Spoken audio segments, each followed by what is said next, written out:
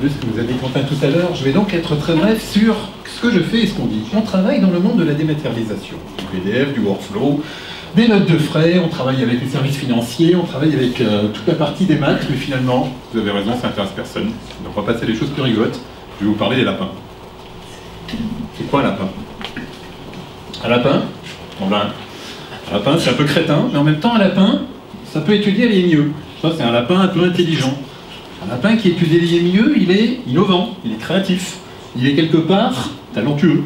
Et puis un lapin tout seul, ça va pas loin. Par contre un groupe de lapins, ça peut créer tout un tas de choses. Et quand on fait travailler des groupes de lapins, on va être capable de faire de l'innovation.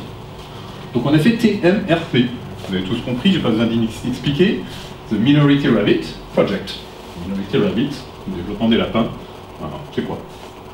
Alors on va se faire plaisir. Vous avez tous vu un jour dans votre vie, j'espère, Minority Report.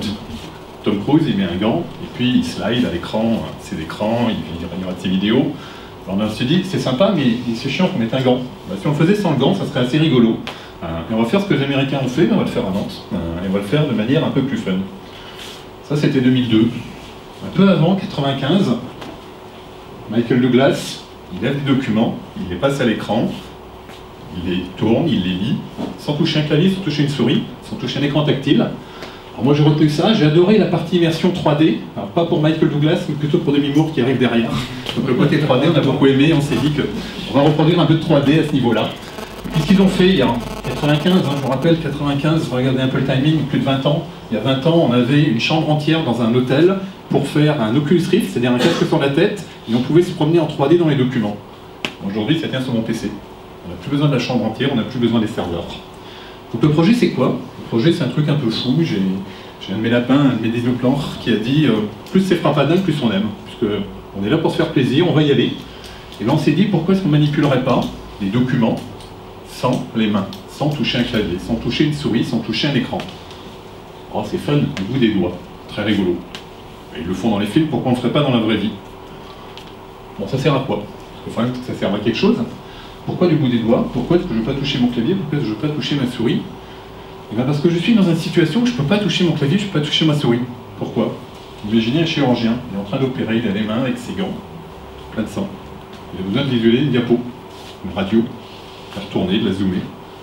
Plus simple, hein, le garagiste, vous les avez vus, les mains dans le cambouis, on est dans le moteur, on a les mains pleines de graisse, on a la tablette connectée pour voir le moteur, puis on a besoin de zoomer sur la cartographie moteur, d'afficher les derniers réglages de l'alternateur, mais on a les mains pleines de graisse, c'est du quotidien. À ce moment-là, peut-être qu'en passant les mains devant un espace, et en tournant mes documents, en lisant ma doc, sans pour autant toucher quelque chose, on peut avoir un intérêt. Je ne parle pas des laboratoires, on manipule les produits chimiques, des produits dangereux, on met plein les mains, j'ai des gants, je touche le clavier, ça fume, ça fonce. Donc on va utiliser cette notion de sans les mains pour pouvoir manipuler du document. L'histoire a commencé il y a quelques temps, j'étais sur un salon au niveau de la CCI, on travaillait avec l'industrie, on montrait les technologies de rupture, alors ça on sait faire, la rupture dans la démat, la rupture dans le scan, la rupture dans le PDF. Et en fait autour de nous il y avait d'autres participants qui montraient la rupture dans la 3D, la rupture dans l'imprimante 3D, la rupture dans le mouvement 3D. Et on s'est juste dit qu'en se mettant ensemble, on allait pouvoir créer avec le collectif quelque chose de sympa, avec des outils, avec des équipes, avec des gens. Là on est il y a 3 semaines, on était 2. On s'est dit tiens, on va faire un projet un peu fun, et on va trouver du monde pour pouvoir travailler. Alors la deuxième personne n'est pas là aujourd'hui, elle n'a pas pu venir, c'est Julien Affablable, je le représente, je vais en parler tout à l'heure. Et puis pour travailler, il nous faut du matériel. C'est bien beau de dire, je vais manipuler mes doigts, je vais détecter qui je suis. Si on n'a pas l'outil qui est là, je vous le présente, dans la vraie vie, sorti il y a 2 mois, vendu à la FNAC. On montrait le cours de l'euro et le cours du dollar. Hein. Il a été un peu inversé, mais en France, ça coûte beaucoup plus cher aux États-Unis, c'est normal. En tout cas, avec ce petit composant, on va être capable de détecter la position des doigts dans l'espace sans avoir à toucher quoi que ce soit. Ce qui manque, c'est l'outil, c'est la solution, c'est qu'est-ce qu'on en fait. Aujourd'hui, on fait des jeux avec. Très rigolo, je conduis un avion, je bouge les doigts. On a peut-être des choses un peu plus intelligentes à en faire, et on s'est dit qu'on va pouvoir y aller. En utilisant, non pas un développement traditionnel, je sors mon cahier des charges, je fais mon étude de besoin, je recrute mes ingénieurs, je vais les chercher en doctorat et je les fais bosser dessus pendant 6 mois pour aller chercher de l'idée. Non, on l'a fait autrement. On l'a fait à l'américaine, on l'a fait avec les retours d'expérience qu'on a vus pour avoir été là-bas aux États-Unis. On l'a fait en mode, faisons ça en coworking. Trouvons des bonnes volontés et envie de collaborer au produit. Faisons-le avec le droit à l'erreur. On se lance, on fonce. On fait un truc rigolo, on fait un truc fun, et puis si ça marche, on en retirera quelque chose. Si ça marche pas, on se sera fait plaisir. Donc on est dans cette idée du design thinking. Est-ce qu'on va faire des lapins sur une île, ou est-ce qu'on va faire des lapins à l'intérieur d'une zone brûlée avec Call of Duty qui arrive pour flinguer tout le monde? Je veux dire, quel est le rapport? Pas grand-chose, sauf qu'à un moment donné, on manipule du papier à la main, donc on peut aussi tirer des lapins, c'est très rigolo avec une mitraillette, histoire de s'amuser un peu dans le contexte. Alors on est des gens sérieux, on travaille depuis 10 ans dans la démat, donc on va faire une version sérieuse. La version sérieuse, c'est celle que j'ai décrite tout à l'heure, je suis en milieu difficile, je manipule les documents professionnels à l'instant T. Mais on ne va pas s'arrêter là. On va se dire que de temps en temps, quand on est à la maison et qu'on montre les photos à ses amis, à ses copains, ça serait fun de les montrer comme ça, au doigt, à l'air, plutôt que de cliquer à la souris sur la PowerPoint qui fait next, next, next, comme on fait d'habitude avec ça. Et puis on a également la commande vocale, j'en ai pas parlé, mais on est capable vocalement de commander la machine avec le même appareil. Donc on peut lui dire tourne la page, ouvre. Donc là c'est plus que j'ai les mains sales, c'est que j'ai plus de mains. J'ai un certain handicap, j'ai plus de mains, je peux pas travailler, mais je veux lire un bouquin et je suis capable de le commander à la voix, dans le même esprit avec la version reader adaptée. Donc voilà ce qu'on va se faire. Et on va se le faire avec un collectif, non pas une entreprise, non pas une société, non pas un groupement, mais des gens qui ont envie de bosser. Alors on a trouvé des gens un peu sympas qui bossent avec nous, qui nous donnent un coup de main. Donc on a les Superman de la programmation, alors non pas les Bac plus 12, on a les développeurs de première année de l'école.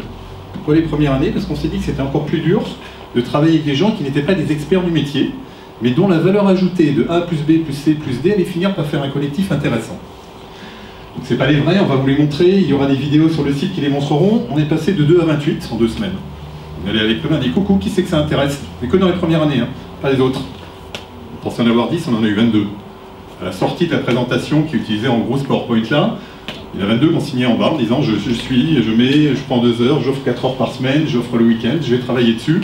C'est beaucoup plus rigolo que jouer à la guerre en réseau le soir. Au moins je vais provoquer quelque chose, je vais créer quelque chose, et je vais créer un peu de French technology. Il n'y a pas de raison qu'on ne crée pas en France lorsqu'on sait qu'on peut créer à l'extérieur. On peut aussi créer en France. Une French team, et puis des méthodes un peu à l'américaine. On essaye d'y ajouter notre petite sauce française pour y arriver. Pour ça, quelques acteurs. Un industriel, donc ça c'est nous, je vous passe le bullet point, on sait faire de la démat depuis 10 ans, mais on apporte le savoir-faire, l'encadrement, la gestion, le suivi, le sérieux. Des geeks, ils sont pas là, je les représente.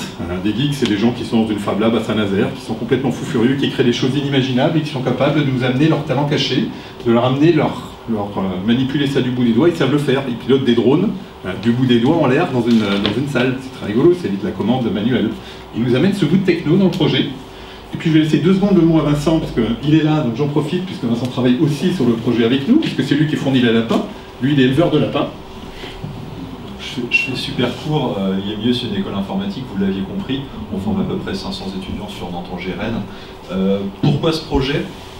Comme l'a dit Denis tout à l'heure, l'enjeu pour moi au niveau de l'enseignement c'était de motiver les étudiants à rester collés derrière leurs 24 pouces, à griller derrière, mais surtout de le faire en se disant plutôt que de faire un jeu vidéo, je vais faire quelque chose qui est aussi fun qu'un jeu vidéo et qui va servir à quelque chose, et surtout de mettre un projet industriel avec quelque chose de fun. Et en général, quand je dis industriel aux étudiants, ils partent en courant. Donc voilà, et puis on a adossé ça aussi, toujours dans une dynamique collaborative avec GitHub. On a le plaisir d'être depuis quelques semaines la première école française partenaire de GitHub. Si vous ne savez pas ce qu'est GitHub, je vous invite à demander à Quentin qui vous pitchera GitHub himself. C'est une révolution d'usage dans le mode collaboratif au niveau du développement.